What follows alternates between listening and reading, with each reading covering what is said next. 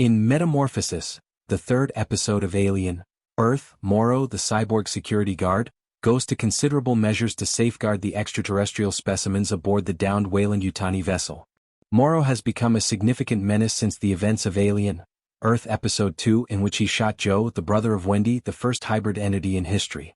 He has a lot of questions, including the query, when is a machine not a machine? After discovering two Prodigy hybrids, including Adarsh Gongruv's Slightly, playing about near to several xenomorph eggs. It appears that the fundamental tenet of Morrow's, when is a machine not a machine puzzle is that a machine ceases to exist when it ceases to function. More precisely, a machine ceases to be a machine when it stops carrying out its assigned function and when it is no longer controlled by a master or operator who may turn on and off a power switch to restart it.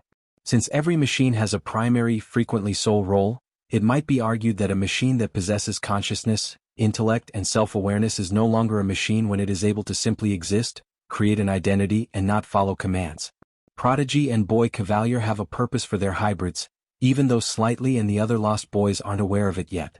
Morrow's internal conflict, which obviously pits his humanity against his equipment, is also related to this clue. Though it is in line with his cyborg programming, he does have free will. It would be like a human being betraying himself and going against their nature to violate his code. To Yutani, Morrow refers to the extraterrestrial specimens as his life's work, solely because he works for her. Unaware that they are hybrids, Morrow wants to be friends with Slightly because he wants to know what Prodigy is doing with their synths, especially after their parents were mentioned. It appears that Morrow intends to abduct one of the hybrids, most likely Slightly, so that Yutani and Boy Kavalier can trade the alien specimens for one another. Morrow was researching Kavalier's past as he was telepathically conversing with Slightly.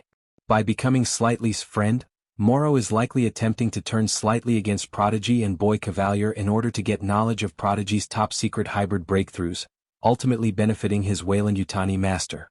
Compared to the other Lost Boys, Slightly, the protagonist of the beloved Peter Pan film, has a better memory of life before arriving in Neverland.